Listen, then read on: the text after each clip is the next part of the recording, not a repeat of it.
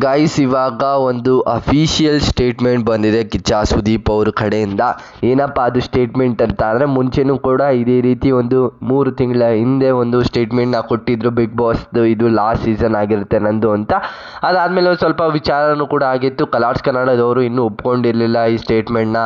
ನಾನಿನ್ನೂ ವಿದಾಯ ಹೇಳೋದಕ್ಕಾಗೋದಿಲ್ಲ ಅಂತಲೂ ಕೂಡ ಹೇಳಿದರು. ಬಟ್ ಅದು ಇವಾಗ ಕನ್ಫರ್ಮೇಷನ್ ಆಗಿದೆ. ಕಿಚ್ಚ ಸುದೀಪ್ ಅವರು ಇವಾಗ ಅಫಿಷಿಯಲ್ ಆಗಿ ಒಂದು ಸ್ಟೇಟ್ಮೆಂಟ್ನ ಕೊಟ್ಟಿದ್ದಾರೆ ಬಿಗ್ ಬಾಸ್ ಕಡೆಯಿಂದ.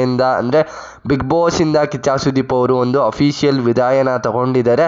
ಇದು ಪೋಸ್ಟ್ ಬಂದು ಟ್ವಿಟರಲ್ಲಿ ಇದೆ, ಬೇಕಾದ್ರೆ ಹೋಗಿ ಚೆಕ್ಔಟ್ ಮಾಡ್ಕೊಳ್ಳಿ. ಇವತ್ತು ಅಂದರೆ ಜನವರಿ 20ನೇ ತಾರೀಕು ಬೆಳಗಿನ ಜಾವ 2:51ಕ್ಕೆ ಪೋಸ್ಟ್ ಆಗಿರೋದಂಥದ್ದು.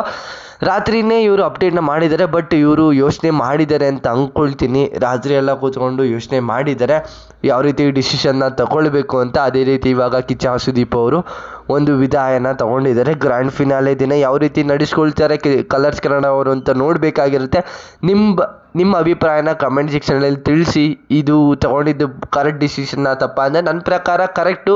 ಅವ್ರು ಫಿಲಮ್ ಹತ್ರ ಒಂದು ಸ್ವಲ್ಪ ಫೋಕಸ್ ಮಾಡಬೇಕು. ಏನಾದ್ರು ಫಿಲಮ್ ಎಲ್ಲ ಆದಮೇಲೆ ಇನ್ನೊಂದು ಸ್ವಲ್ಪ ವಯಸ್ಸು ಆದಮೇಲೂ ಕೂಡ ಇವಾಗ ಫಿಲಮ್ ಇಂಡಸ್ಟ್ರಿಗೆ ಮುಗ್ದಾದ್ಮೇಲೆ ಇದನ್ನ ಕಂಟಿನ್ಯೂಯೇಷನ್ ಮಾಡ್ಬೋದು.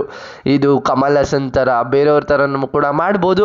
ಅದು ಆಗುತ್ತೆ ಮುಂದಿನ ದಿನಗಳಲ್ಲಿ ಅಂತ ಅಂದ್ಕೊಳ್ತೀನಿ ನಾನು ಕೂಡ. ನಿಮ್ಗೆ ಏನಿಸುತ್ತೆ ಅಂತ ಕಮೆಂಟ್ ಸೆಕ್ಷನಲ್ಲಿ ಕಮೆಂಟ್ ಮಾಡಿ. ಅದೇ ರೀತಿ ಇವಾಗ ಬಿಗ್ ಬಾಸ್ ಕಡೆಯಿಂದ ಮತ್ತೊಂದು ಪ್ರೊಮೋ ರಿಲೀಸ್ ಆಗಿದೆ.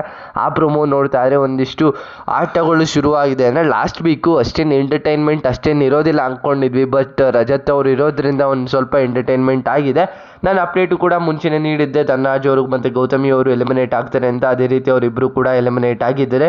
ಇವಾಗಲೂ ಕೂಡ ಒಂದು ಆಟಗಳು ನಡೆದಿದೆ. ಮತ್ತು ರಜತ್ ಅವರು ಮಂಜು ಅವ್ರ ನಡುವೆ ಒಂದಿಷ್ಟು ಜಗಳ ಮಾಡ್ಕೊಳ್ತಾರೆ. ಏನು ಸೆಡೆ ಥರ ಆಡ್ತಿದ್ಯಾ, ಸೆಡೆ ಕಣ ನೀನು ಅಂತಲೂ ಕೂಡ ಹೇಳ್ತಾರೆ. ಬಟ್ ನಾವೆಲ್ಲನೂ ಅದೆಲ್ಲ ಯೋಚನೆ ಮಾಡೋದಕ್ಕಾಗೋದಿಲ್ಲ. ಲಾಸ್ಟ್ ವೀಕ್ ಆಗಿರೋದ್ರಿಂದ ಅದು ಟಾಪಿಕ್ ಪಂಚಾಯಿತಿಯಲ್ಲೂ ಕೂಡ ಬರೋದಿಲ್ಲ ಅಂತ ಗೊತ್ತು. ಅದಕ್ಕೆ ಅವರು ಮಾತಾಡ್ತಿದ್ದಾರೆ ಅಂತ ಅಂದ್ಕೊಳ್ತೀನಿ.